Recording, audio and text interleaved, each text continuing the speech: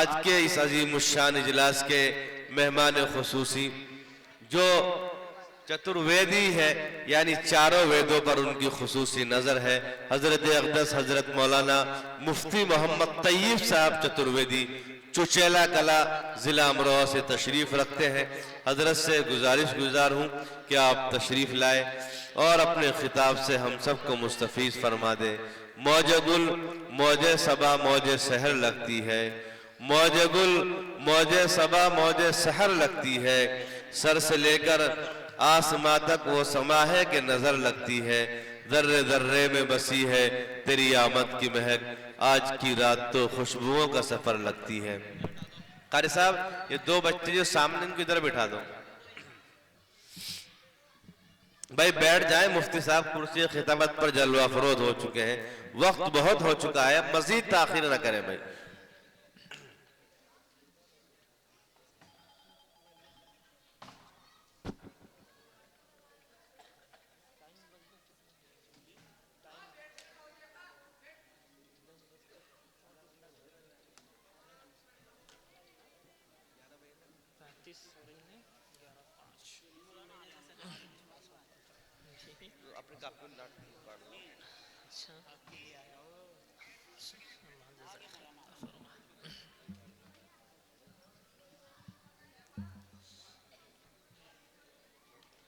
अल्हम्दुलिल्लाह अल्हम्दुलिल्लाहि वहदह वस्सलातु वस्सलामु अला मन ला नबिय्य बअदह। अम्मा बअदु फ़अऊज़ु बिल्लाहि मिनश शैतानिर रजीम। बिस्मिल्लाहिर रहमानिर रहीम।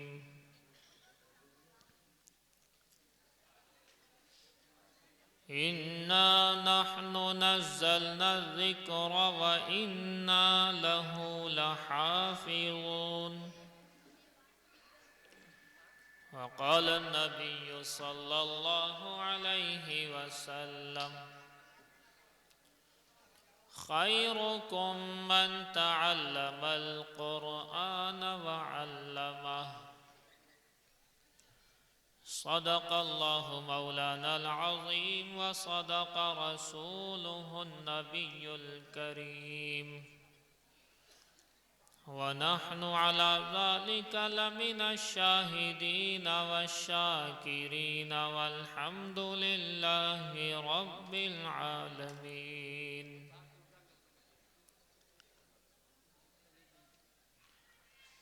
मेरे भाइयों, मोहतरम बुजुर्गों और दोस्तों, वक्त बहुत कम है। आप लोगों को भी काफ़ी वक्त हो चुका है बैठे हुए, लेकिन ये कमाल की बात है आपकी, इतनी देर तक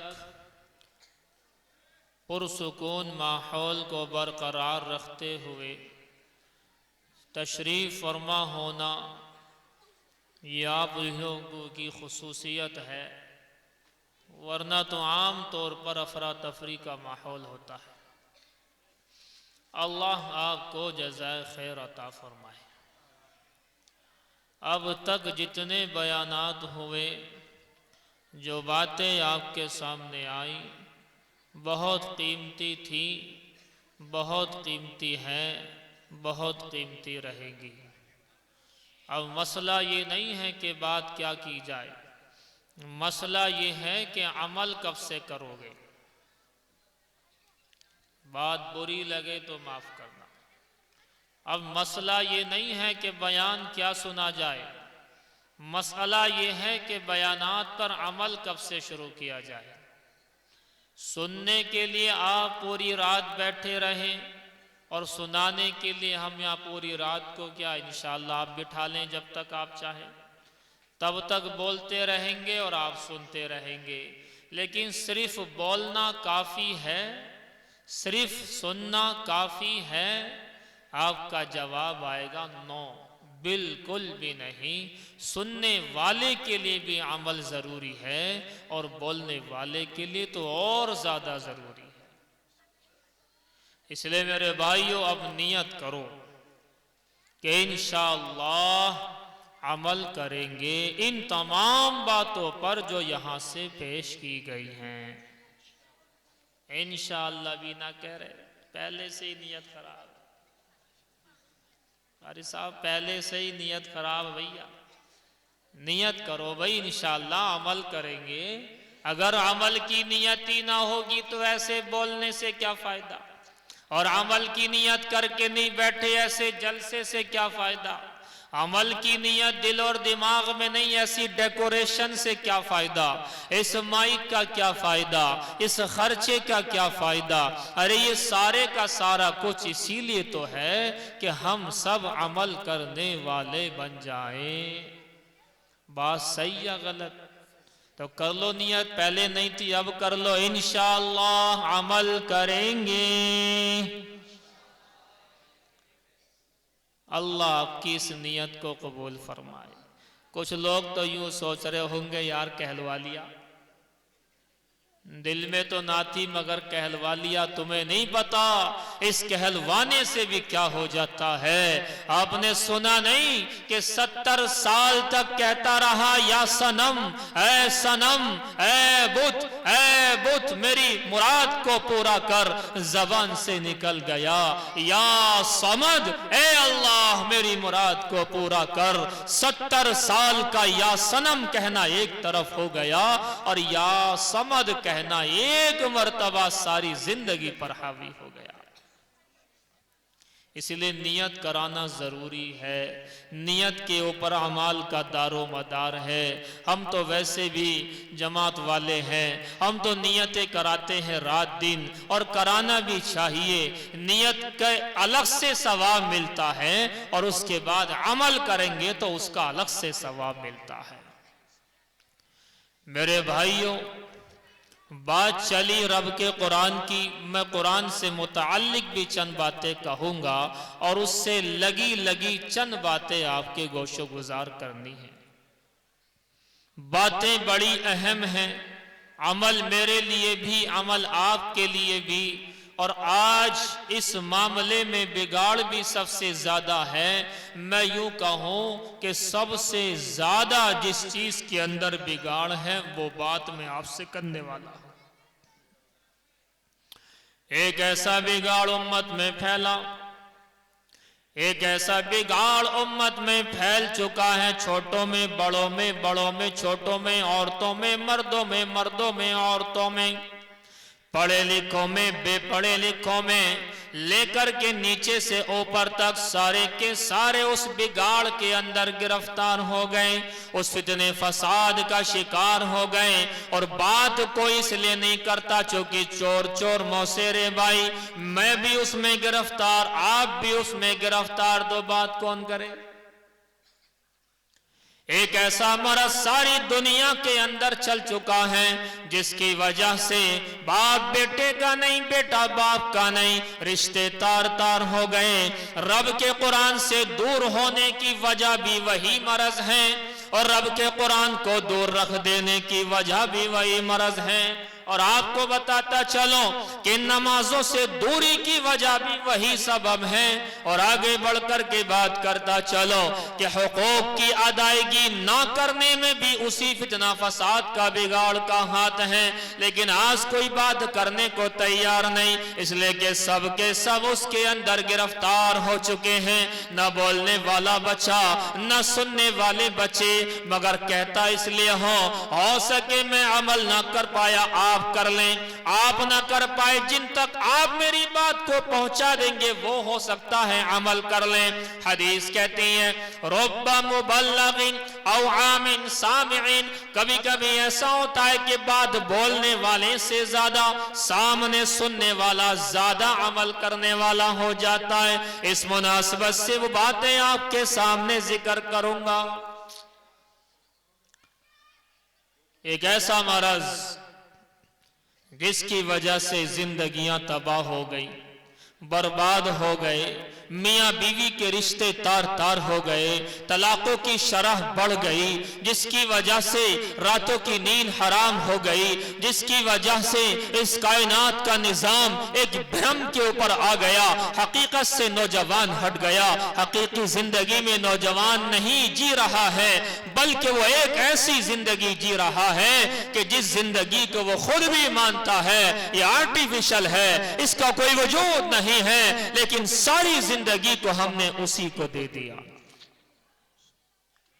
एक ऐसा बिगाड़ फैला इस कायनात के अंदर कि आप गौर से सुनते चले जाएं कि कोई कोई उस बिगाड़ के अंदर 8 घंटे दे रहा है, कोई 4 घंटे दे रहा है, कोई 16 घंटे लगा रहा है, कोई 10 घंटे लगा रहा है। जो आदमी ये कहता है कि मैं बहुत ज्यादा बिजी हूं, उसके बावजूद उसकी जिंदगी में 4 से 7 और 8 घंटे तक फिर भी उस चीज को दे देता है, जिसकी वजह से 60 साल वाला जिंदगी गुजारने वाला उसके 20 साल खराब हो गए, जिसकी वजह से 100 साल जिंदगी गुजारने वाले के 30-35 साल खराब हो रहे हैं। ये ऐसा मरज सबको लगा। मेरे भाइयों, इस मरज का इलाज अगर हमने नहीं किया, हमारी नस्लें तबाह बर्बाद हो चुकी हैं और आइंदा चल करके होती ही चली जाएंगी। अब नौजवान कह रहे हैं हम समझ गए, we have understood your talk about it, हम समझ गए हैं। अगर मेरे भाइयों समझने से ही हो जाएगा, समझ तो आप पहले से गए थे, समझना तो आपको आता है। हम कहेंगे ट्राई टू अंडरस्टैंड, समझने की कोशिश करो, आप कहेंगे हम तो समझ चुके हैं ऑलरेडी। अरे भाइयों, आज कायनात के अंदर इससे बड़ा फितना नहीं फैला। किसी ने गौर करके देखा, किसी ने समझ करके देखा कि आज जितने फितने हैं उन सब में आला क्वालिटी का फितना, मल्टीमीडिया फितना, इंटरनेट का फितना और ऐसा फितना जिसके ऊपर बातें भी कम हो रही है, हालांकि बिगाड़ सबसे ज्यादा इसी चीज का है। मैं इसलिए कहने चला आपके सामने कुरान करीम की फजीलत बयान करने लगो। आपको भी पता रब का कुरान सबसे ऊपर है, लेकिन इसको रोकने वाला, इस कुरान करीम को बच्चे के दिमाग से निकालने वाला, कुरान करीम पढ़ने वाला, हिफ्ज करने वाले बच्चे को कुरान से हटाने वाला यही मल्टीमीडिया इंटरनेट है। आप देखें, एक बच्चा बड़े अच्छे से पढ़ रहा है, पढ़ते पढ़ते अचानक माँ बाप को रहम आया और माँ बाप के दिल में बच्चों की मोहब्बत जागी और उन्होंने बच्चे को बड़ा वाला मोबाइल हाथ में थमा दिया। जैसे ही मोबाइल थमाया, पहले दिन से उसका सबक कच्चा होना शुरू हो गया। पहले दिन से सबक कच्चा, दूसरे दिन से सबक गायब, तीसरे दिन से पिटाई शुरू हो जाती है, उसके बाद पिटाई और उसके बाद में धीरे धीरे बच्चा पढ़ाई को छोड़ करके कहीं और पहुंच गया। अब 1 हफ्ता पहले एक घर जाना हुआ, मौलवियत का 3रा साल, जो बच्चा पढ़ रहा हो, हिफ्ज़े कुरान किया था बड़े अच्छे से, मेरे ही पास किया था। एक एक पाव सिपारा जिसने सबक का सुनाया हो तो कोई दिमागदार बच्चा ही होगा। एक एक पाव पारा सबक का सुनाने वाला, मौलवियत के अंदर भी अरबी अव्वल, अरबी दोम और सोम के अंदर फर्स्ट डिवीजन से पास होने वाला, अचानक उसके माँ बाप के अंदर पता नहीं क्या हुआ, बड़ा वाला मोबाइल दे दिया। अब ये बच्चा धीरे धीरे इधर उधर की, रात का जागना, रात को जागता, मोबाइल देखता, सुबह उठता, पढ़ाई में मन नहीं लगता। 1 दिन हुआ, 2 दिन हुआ, 10 दिन हुआ, 20 दिन हुआ, 30 दिन हुआ, पढ़ाई छोड़ करके घर आ गया। मैंने समझाया, बुझाया, कोशिश की, मगर मुसलमानों, हमारी मेहनतें इसके सामने कोई हैसियत नहीं रखती हैं। हत्ता के पढ़ाई छोड़ करके उस्ताजों के 3 साल की मेहनत हिफ्ज़े कुरान में की थी, उस्ताजों ने 3 साल की मेहनत उसके ऊपर की थी, तब जाकर के मौलवियत के 3रे साल में पहुंचा था और शैतान ने थोड़ी सी मेहनत करके उसकी पढ़ाई को जाया करा दिया। लोग मालूम कर रहे हैं मुफ्ती साहब, आजकल जमातें रवाना होती हैं, एक जमात गई, दो जमात गई, 10 जमातें गई, 50 जमातें गई, जमातें वापस आ गई। वापस आने के बाद 2-4 दिन तक तो आदमी ठीक ठीक है, और उसके बाद में फिर नहीं पता कौन से रुख पर चला जा रहा है। उधर से आया, 4 दिन के बाद में नमाज छोड़ने वाला बन गया, अभी जमात से आया, अभी किसी गुनाहगारी के अंदर पकड़ा गया, अभी जमात से आया, अभी किसी काम के अंदर लग गया, अभी किसी बुराई में फंस गया। अरे जमात इसलिए थोड़ी न थी। हमने उनको जवाब दिया, मुझे बताओ कोई एक आदमी ऐसा बताओ जो बगैर मोबाइल के वक्त लगा करके आया हो और उसका हाल ऐसा ऐसा हो गया हो। गौर करने से मालूम हुआ कि जो लोग मोबाइल लेकर के वहां पर पहुंचते हैं, अपनी जमात के अंदर मोबाइल को इस्तेमाल करते हैं, वो रब का कुरान कहां से पढ़ेंगे? रब का कुरान का सारा टाइम मोबाइल को दे दिया। इमाम साहब जितने यानी जो अमीर साहब होते हैं, उनसे छुपा छुपा करके मोबाइल को चला रहे हैं, इधर मौका मिला तो उधर चला रहे हैं। मेरे भाइयों, ऐसी जमात क्या करके आएगी? ये फितना फसाद बन करके आएगी, फसाद ही करके आएगी। इसीलिए आप देखें कि जमातों के निजाम को खराब करने वाली यही एक चीज है, जमातों के अंदर बिगाड़ को पैदा करने वाली यही एक चीज है, मगर बात कोई नहीं करता।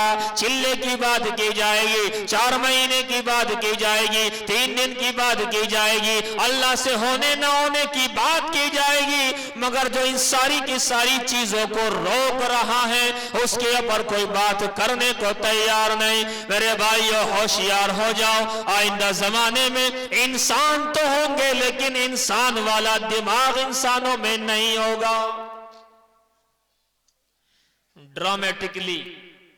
ड्रामेटिकली पर्सन बनेंगे, ड्रामे वाले बनेंगे। एक हजरत फरमा रहे थे, अजब जमाना आ गया, मोबाइल में सबको पता है ये ड्रामा ही तो हो रहा है। सब जानते हैं ना भाई, मोबाइल की रील्स स्क्रॉल करते हैं ना भाई, सबको पता ये हकीकत तो है नहीं, ये ड्रामे ही तो हैं, ये एक्टिंग ही तो है। उसी ड्रामे को देख करके रोना शुरू कर देते।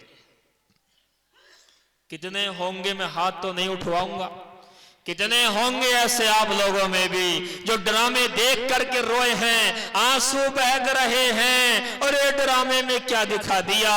और सामने एक आदमी आया और आकर के रो रहा है, मेरे घर के अंदर खाने तो नहीं है, वो आदमी रो रहा है तो कहते हैं ड्रामा कर रहा है। कमाल हो गया। जो रो रहा था हकीकत में उसको क्या कह रहे हैं?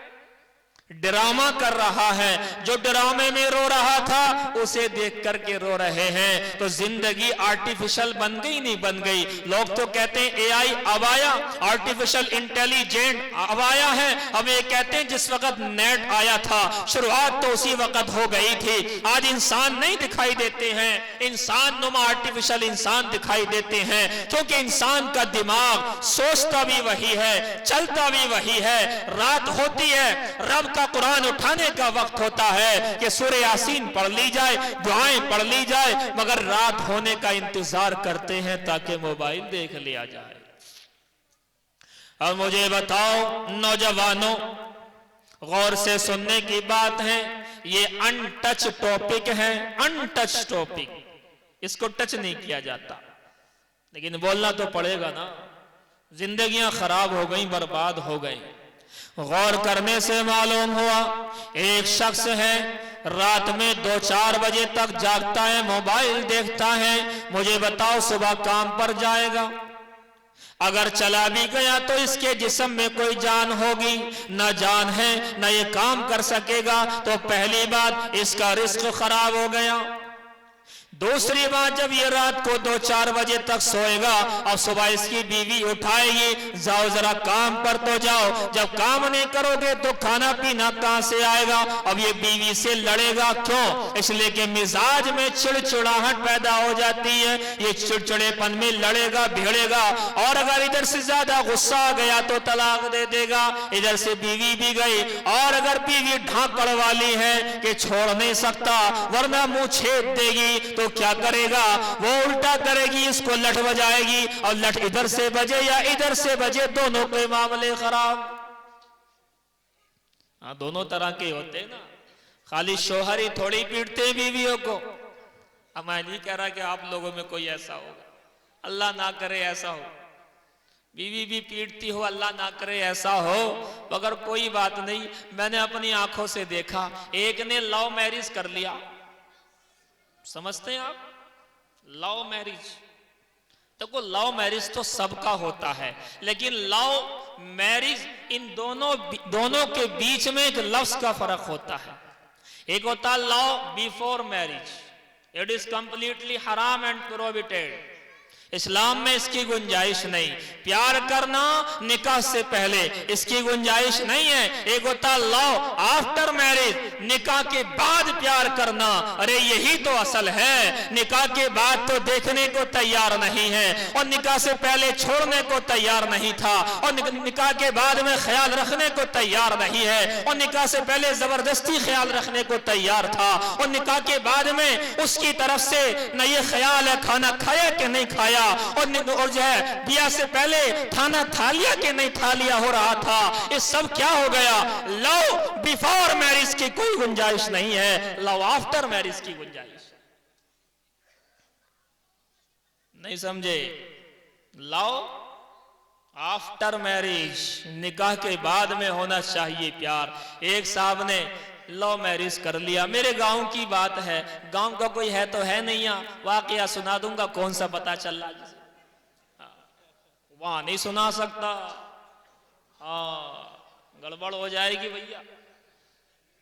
मैंने अपनी आंखों से देखा, लव मैरिज हुआ, बड़ा खुश था, बड़ा खुश था, क्या बताऊं आपको जैसा वो खुश था। और निकाह के बाद मेरी इन्हीं आंखों ने देखा, इन्हीं कानों ने सुना, और इसी जिस्म के साथ मैं उस जगह मौजूद था जिसमें लड़की के हाथ में भी एक डंडी थी और लड़के के हाथ में भी एक डंडी थी। वो उसे मारे, वो उसे मारे, और मैं सामने खड़ा, मैंने बचाया नहीं, मैंने बचाना नहीं चाहिए।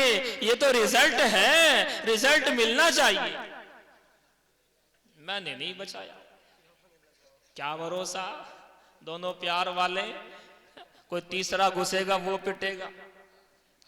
हाय हाय मेरे भाइयों, रात को 2-3 बजे तक जागा, जागने के बाद सुबह उठा, चाहे अरेंज मैरिज वाला हो या लव मैरिज वाला हो, बीवी तो कहेगी कमा कर के ला। अब ये 4 बजे उठने वाला, 4 बजे सोने वाला, जब 8 बजे उठेगा जिस्म में जान नहीं होगी, क्योंकि मोबाइल देख करके सोया है। इसकी वजह से रिश्तों में दरार पड़ गई, इसने रिश्तों को खत्म करा दिया, इसने बेड़ा गर्क करा दिया। हर घर के अंदर इसी बात को लेकर के झगड़ा है। मुझे बताओ, जो छोटे छोटे बच्चे आप देखते हैं, कभी बड़ों ने इस बात को नहीं देखा होगा, लेकिन हमने इस बात को अपनी आंखों से देख लिया।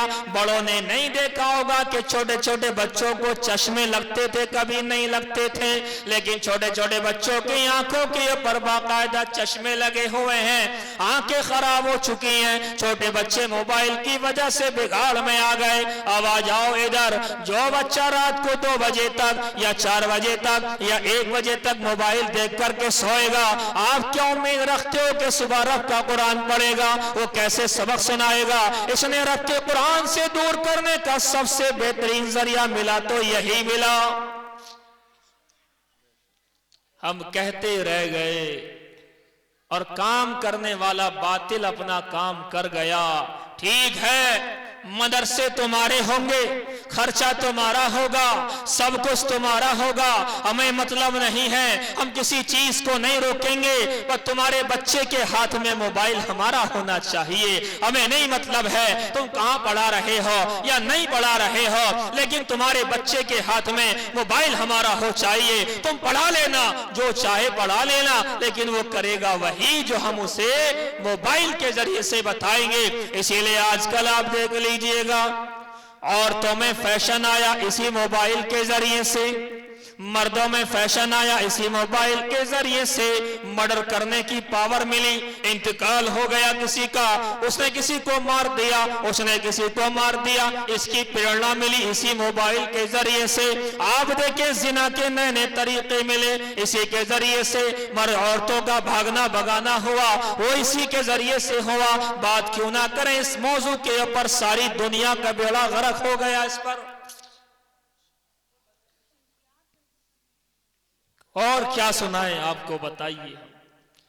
जब बेड़ा गर्क ही हो गया सारी चीजों का, जिधर देखें खानकाही निजाम को देखें, इसकी वजह से धर्म भरम है। जो रात को 4 बजे तक मोबाइल देखेगा, वो फजर से पहले कैसे जिक्र करने बैठेगा, क्या उसके दिमाग में आएगा। तो सुबह उठे तो मोबाइल है, अजी मोबाइल हो गया, ये क्या हो गया। रात में आंख खुलती है ना, न बच्चों को देखता है, न बीवी को देखता है, न माँ को देखता है, न बहन को देखता है। देखता है तो सबसे पहले मोबाइल को देखता है। नमाज का सलाम फिरता है, सलाम फेरने के बाद में ये नहीं सोचता मेरी नमाज में कितने फॉल्ट थे, मेरी नमाज खराब थी या अच्छी थी। सबसे पहले मोबाइल की तरफ ऐसे हाथ बढ़ाता, पता नहीं क्या चीज छूट गई। बताओ गलत कह रहा हूं सही कह रहा हूं। अगर 5 मिनट नमाज खड़ी होने में है ना, तो ये नहीं कहता लाओ कुरान पढ़ लूं, कहता मोबाइल ही निकाल लूं। अभी तो 5 मिनट है। 5 मिनट में मेरे भाइयों गौर से सुनना, उम्मत का बेड़ा गर्क होने में एक बहुत बड़ा दखल है बदनजरी का। बदनजरी करने वाला इंसान अल्लाह की निगाह में गिर जाता है, बशर्ते कि वो अल्लाह से तौबा कर ले तो बात अलग है, लेकिन इंसान गिर जाता है। आज बदनजरी का वह माहौल है कि आप मोबाइल उठा करके देखें, यूट्यूब लेकर के बैठ जाएं, ट्विटर लेकर के बैठ जाएं, एक्स लेकर के बैठ जाएं, आप कोई भी चीज लेकर के बैठ जाएं, इंस्टाग्राम लेकर के बैठ जाएं, फेसबुक लेकर के बैठ जाएं, इन सारी की सारी चीजों के अंदर अगर आपको मिलेगा तो सिवाय इसके कुछ नहीं मिलेगा कि बदनजरी भर भर के हो रही है। हर सेकंड के अंदर बदनजरी, हर सेकंड के अंदर बदनजरी। अब ऐसा जहन जो सैकड़ों बदनजरियां करता हो सुबह से लेकर के शाम तक, वो कलाम पाक कैसे पढ़ेगा। तो मैं क्या आपसे फजाइल बयान करूं कुरान करीम के, क्या आप कलाम पाक पढ़ने लगे। कुरान करीम का एंटीडोट, ये एंटीडोट है कि उन लोग कहते हैं तुम कुछ भी ना करो, हमें कुछ नहीं करना, हमने तुम्हारे हाथ में जो चीज दे दी है वो सब कुछ कर लेगा। एक सेंटेंस कहूंगा नौजवानों के लिए खास तौर से, मुझे आप लोग बताना बात सही है गलत है। इस दुनिया में कोई मोबाइल चला ही नहीं रहा है। इस दुनिया में कोई मोबाइल चला ही नहीं रहा है, बल्कि सबको मोबाइल चला रहा है। मोबाइल नहीं चला रहे हम लोग, मोबाइल हमें चला रहा है। मोबाइल बताता है कैसे फैशन करना है, मोबाइल बताता है कैसे बाल रखने हैं, मोबाइल बताता है कैसी पैंट पहननी है, मोबाइल बताता है कौन सी जर्सी पहननी है, मोबाइल बताता है कौन सा सूट बूट पहनना है। हम वही कर रहे हैं ना। मोबाइल जब डाउन होता है ना तो ऐसा लगता कायनात लुट गई। सही बता रहे, ऐसा लगता मोबाइल डाउन हो गया और ये डाउन हो गया। अगर बच्चा इसका बीमार पड़ा है, इतनी जल्दी दवाई नहीं लाएगा जितनी जल्दी मोबाइल को चार्जिंग में लगाएगा। बताओ सही कह रहा हूं गलत कह रहा हूं। और रिचार्ज अगर खत्म हो गया, तौबा तौबा, रिचार्ज अगर रात के 12:01 पे खत्म हो गया, कायनात हिल जाती है, नींद उड़ जाती है और मन ये करता है कि क्या करो, कहां से पैसा मंगाओ, क्या करो, इससे पकड़ो उससे पकड़ो, पैसा जेब में नहीं है तो लोन ले लो, कुछ भी कर लो, मगर बिना नेट के मेरा मोबाइल रात भर नहीं गुजर सकता। तो बताओ ऐसी कौम को हराना और ऐसी कौम को उखाड़ करके फेंक देना आसान है। सीरियस बात कर रहा हूं। ऐसी कौम को खाड़ करके फेंक देना कि जिसका हाल ये हो जो मैंने बताया है आपको। ऐसी कौम को खाड़ करके फेंक देना, ऐसी कौम के मदरसे को खाड़ करके फेंक देना, ऐसी कौम के मस्जिदों को खाड़ करके फेंक देना, ऐसी कौम की खानकाहों को खाड़ करके फेंक देना, ऐसी कौम की जमातों को नेस्त नबूद कर देना, ऐसी कौम के मरकजों को खाड़ करके फेंक देना, ऐसी कौम के इदारों को नेस्त नाबूद कर देना। उन लोगों के लिए कितना आसान है जिनको मैं देखता हूं जब मैं बयान करके रात में जाता हूं, 4 बजे घर जाता हूं, कभी 3 बजे घर जाता हूं, वो लोग रेस लगाते हुए रास्ते में मुझे मिलते हैं। वो ईशा के बाद सो गए थे, वो 4 बजे उठे थे और वॉकिंग कर रहे हैं, डंडे लेकर के घूम रहे हैं, उनकी औरतें भी घूम रही हैं और सारी हिंदुस्तान के अंदर वो लोग घूम घूम करके बता रहे हैं पावर है तो यहां है। तहज्जुद तो हमारे लिए थी, तहज्जुद का वक्त तो हमारे लिए था, गैरों ने तहज्जुद के वक्त को पकड़ लिया, तुमने छोड़ दिया। तुम तहज्जुद के वक्त में सो रहे हो, वो उठ रहे हैं। कहते हैं परेशान कर रखा है गैरों ने। अरे मेहनत भी तो कर रहे हैं, वो परेशान क्या वैसे ही कर रखा, वो मेहनत भी तो कर रहे नहीं कर रहे। अरे भाइयों, इसीलिए आप याद रखें मजहबी एतबार से तो हम ही मजबूत हैं। पॉइंट नंबर 1, मजहबी एतबार से तो हम ही मजबूत हैं, इसमें कोई शक शुबे वाली बात नहीं है। अल्लाह का कुरान सबसे अहम किताब, इससे अहम किताब किसी मजहब की हो नहीं सकती, अल्हम्दुलिल्लाह। और इसी को आप देखते चले जाएं, थोड़ी बहुत बात वो भी करूंगा चूंकि नाम बोला था उसी निस्बत पे मैं आपसे बताता चलो। रब का कुरान जो कहता है बात तो वही सही होती है। इधर से रब का कुरान कह दे कुल हु अल्लाहु अहद, अल्लाह एक है, कुल हु अल्लाहु अहद अल्लाहु समद लम यलिद वलम यूलद वलम यकुल लहु कुफुवन अहद। Muhammad, peace be upon him, said to all, Allah is only one, He is eternal absolute, He begets not, nor is He begotten, so there is none to like Him। ऐ नबी सारी इंसानियत से कह दो कि अल्लाह एक है, वो बेनियाज है, न उसका कोई बाप है, न वो किसी का बेटा है, उसका कोई बाप नहीं, वो किसी का बाप नहीं, उसके जैसा कोई है ही नहीं, न पहले था न अब है न हो सकता है। इसी को आप देखें वेदों के अंदर भी इसी बात को कहा गया है। इधर से लिखा कुल हु अल्लाहु अहद, इधर से लिखा इलाहुकुम इलाहुन वाहिद, तुम्हारा खुदा एक खुदा है। वेदों के सारांश के अंदर भी यही लिखा है एकम बिरहम द्वितीय नास्ते ने ना नास्ते किंचन एकम अवम अद्वितीयम, वो एक खुदा है दूसरा नहीं है, जर्रा बराबर दूसरा है ही नहीं है। छांदू गया उपनिषद के अंदर लिखा एकम अवम अद्वितीयम, वो खुदा एक है और एक ही रहेगा, 2 4 10 5 नहीं हो सकते हैं। इधर से वेदों के अंदर लिखा न तस्य प्रतिमास्ति यस्य नाम आशिया, उसकी कोई प्रतिमा बन नहीं सकती, उसका नाम तो अत्यंत महान है। इसी को कुरान कहता लैसा कमिस्लिही शै, उसके जात के जैसा कोई है ही नहीं, उसके सिफात के जैसा कोई है ही नहीं। इधर से रब का कुरान कहता अल्हम्दुलिल्लाह रब्बिल आलमीन, सारी तारीफ है उस एक अल्लाह के लिए जो सारे जहानों का पालनहार है। इधर से कहा गया महीदेवस्य सविता परिस्तुति। टाइम खत्म हो गया, टाइम खत्म हो गया भाई। चलिए इंशाअल्लाह। ओहो 11:06 हो गई, 1 मिनट ऊपर हो गए हम। 11:05 पर खत्म होना था। बहरहाल बातें तो होती, वक्त होता तो आपके सामने इनकी वजाहत भी की जाती, इन सारी बातों को आपके सामने रख दिया जाता। अब मैं खुलासा इसका आपके सामने पेश कर देता हूँ। खुलासा यही है, अब हमें होश में आ जाना चाहिए। नुकसान बहुत बड़ा हो चुका है। सबसे पहले अपने घर के निजाम को दुरुस्त कर लो। देखो ध्यान सुनना भाई इस बात को, ये कंक्लूजन पेश कर रहा हूं, खुलासा पेश कर रहा हूं। You are suppose to try to understand with carefully, करना पड़ेगा आपको ये। सबसे पहले अपने घर का निजाम दुरुस्त कर लीजिएगा। बड़ों से कह रहा हूं, बच्चे तो बड़ों के ताबे होते। ईशा के बाद मोबाइल स्विच ऑफ कर लीजिए, एयरप्लेन मोड में डाल लीजिए।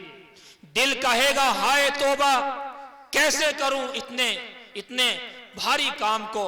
आपका दिल नहीं मानेगा, मगर मैं कहूंगा ये दिल की क्या सुनो, अल्लाह उसके रसूल की सुनो। कब तक दिल की सुनते रहोगे? ये दिल नहीं बोल रहा, वो नफ्स बोल रहा है। दिल तो बड़ा अच्छा होता है, उसके अंदर नफ्स होता है।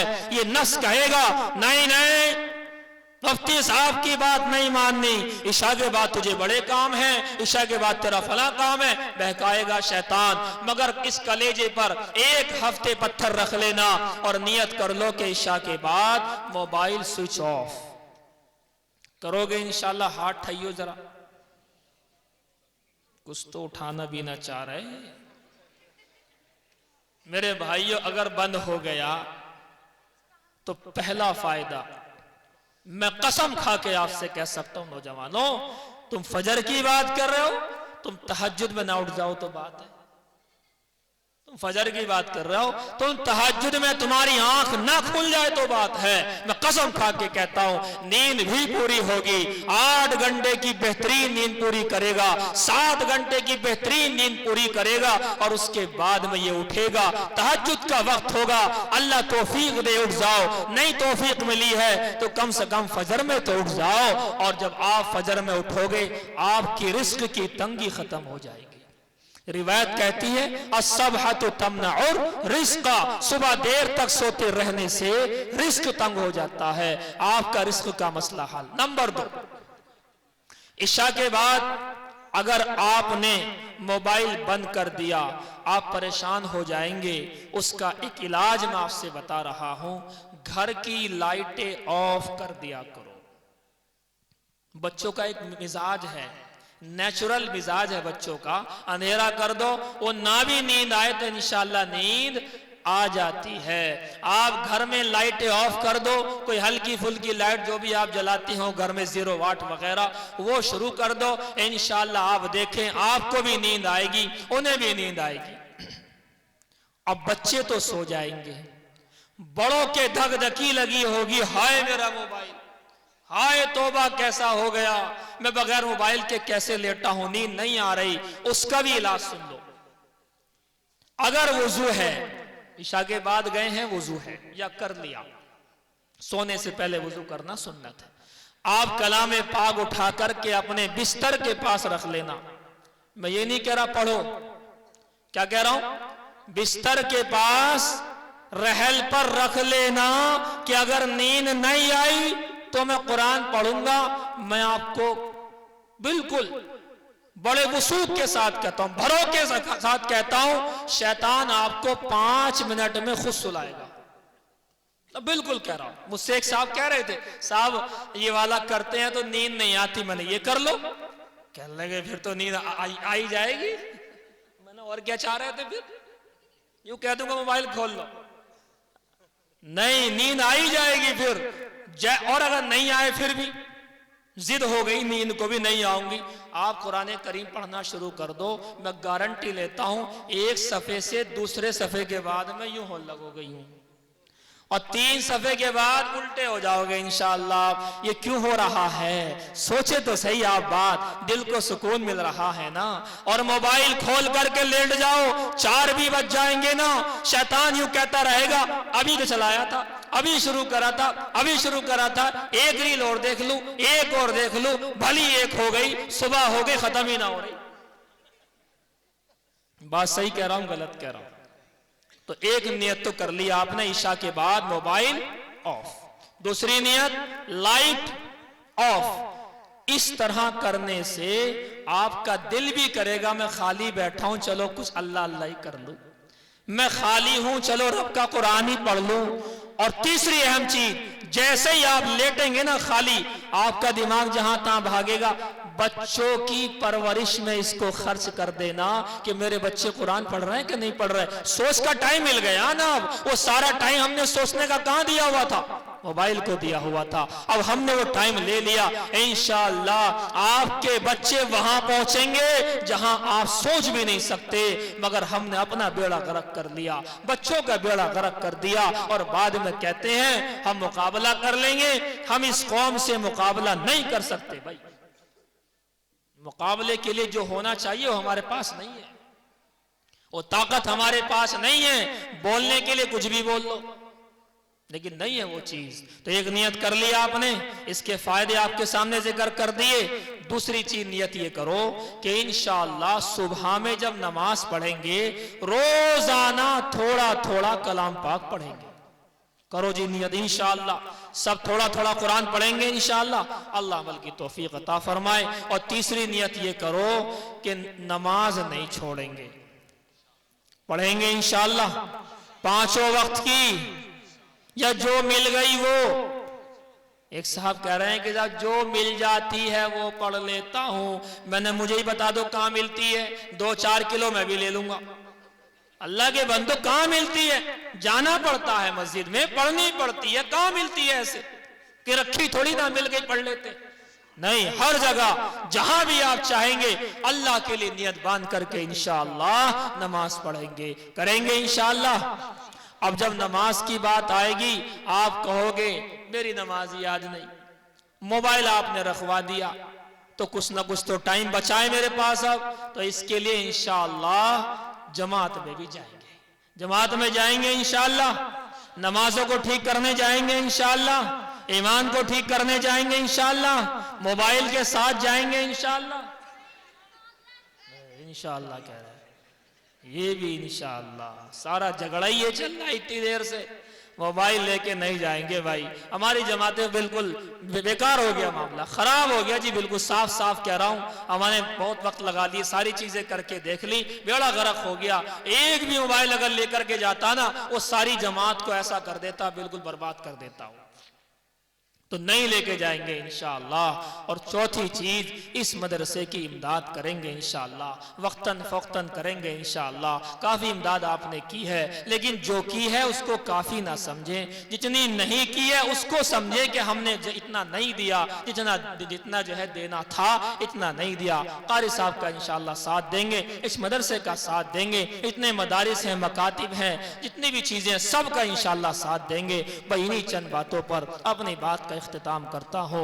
वमा अलैना इल्लल बलाग। माशाअल्लाह, जमाना बड़े शौक से सुन रहा था, जमाना बड़े शौक से सुन रहा था, लेकिन वक्त की तंगी थी। अभी कुछ हजरात मजमे में ऐसे भी मौजूद हैं जिन्होंने खाना नहीं खाया है, और हजरत जो सरपरस्त मोहतरम है, जिनकी दुआ पर यह मजलिस इख्तिताम पजीर होगी, हजरत को भी रोज़ के तकाजे रहते हैं, इसलिए माजरत चाहते हैं मुफ्ती साहब से कि बीच में पर्ची देनी पड़ी।